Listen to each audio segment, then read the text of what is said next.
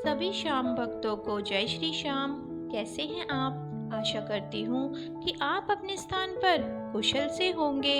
आप सभी को बाबा श्याम की पाप कुंशा एकादशी की ढेर सारी शुभकामनाएं। बाबा श्याम पाप कुंशा एकादशी पर सभी के पापों और कष्टों को दूर करें। आज मैं आपको पाप कुंशा एकादशी की कथा सुनाऊंगी।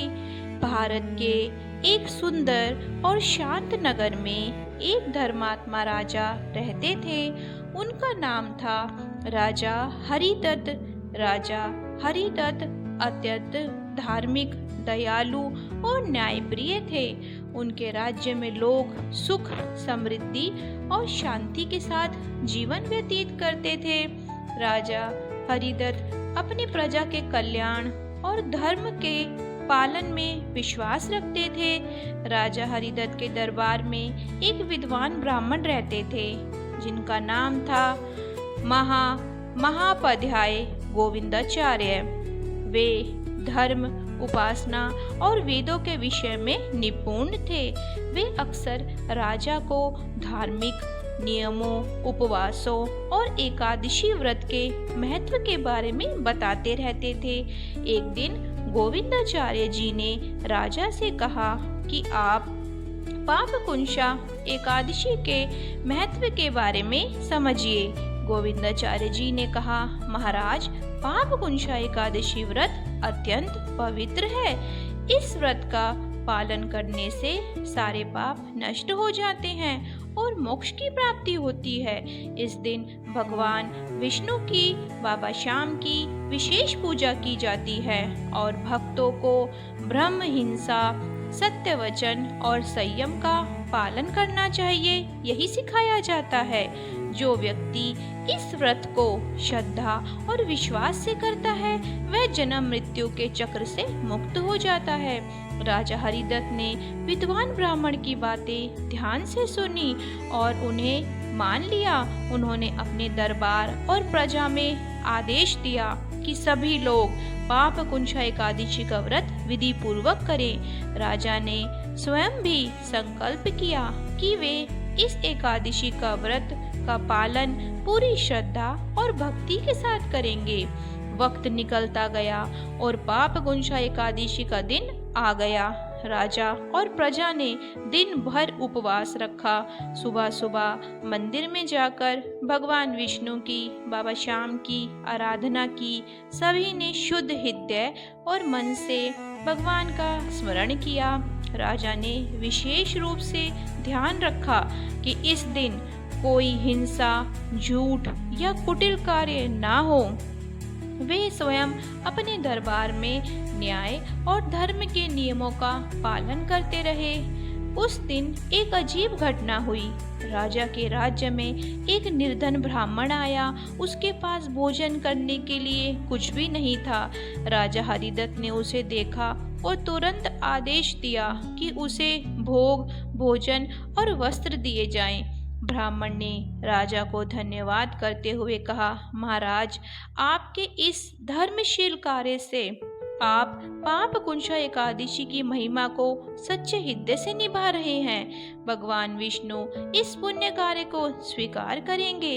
रात के समय राजा ने भगवान विष्णु की पूजा की और बाबा श्याम के आगे दीपक जोड़ा। व्रत का पालन करते हुए ध्यान किया। उन्होंने अपनी आत्मा की शुद्धि के लिए प्रार्थना की। उसी रात उन्हें स्वप्न में भगवान विष्णु ने दर्शन दिए। भगवान ने राजा से कहा, हे धर्म प्रिय राजा, तुमने पाप कुंशा एकादशी का व्रत न केवल विधि पूर्वक किया बल्कि अपने प्रजा के कल्याण और धर्म के पालन के लिए भी प्रेरणा दी। तुम्हारे और तुम्हारे प्रजा के सारे पाप नष्ट हो गए और तुम्हें पुण्य का अत्यधिक लाभ मिला है। तुम्हारा राज्य और प्रजा सुख, समृद्धि और शांति से सदैव भरे रहेंगे।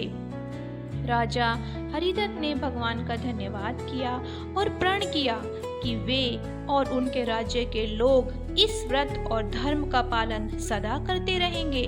राजा के राज्य में यह व्रत प्रत्येक वर्ष श्रद्धा और भक्ति के साथ मनाया जाने लगा। प्रजा ने भी इसके महत्व को समझा और हर वर्ष जितनी भी एकादशियां आती हैं सभी का व्रत करने का पालन किया और संकल्प लिया।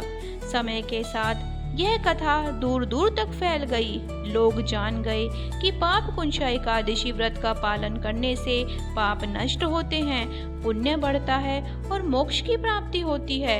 यह व्रत सभी को संयम, सत्य वचन और धर्म के मार्ग पर चलने की प्रेरणा देता है। कथा से हमें यह शिक्षा मिलती है कि व्रत केवल उपवास रखने तक सीमित नहीं है, इसमें सत्य, धर्म, संयम, दया और भक्ति का पालन होना आवश्यक है। जो व्यक्ति इस एकादशी व्रत को श्रद्धा और भक्ति से करता है उसके सारे पाप नष्ट हो जाते हैं और वह सुख, समृद्धि और मोक्ष की ओर अग्रसर होता है। इस प्रकार पाप कुंशा एकादशी न केवल धार्मिक दृष्टि से महत्वपूर्ण है बल्कि जीवन में धर्म, संयम और पुण्य के मार्गदर्शक का प्रतीक भी है।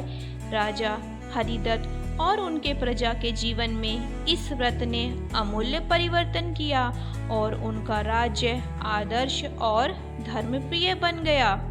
बोलो एकादशी मैया की जय, श्याम बाबा की जय, विष्णु भगवान की जय, हारे के सहारे की जय, श्याम प्यारे की जय, शीश के दानी की जय, 3 बाण वाले की जय।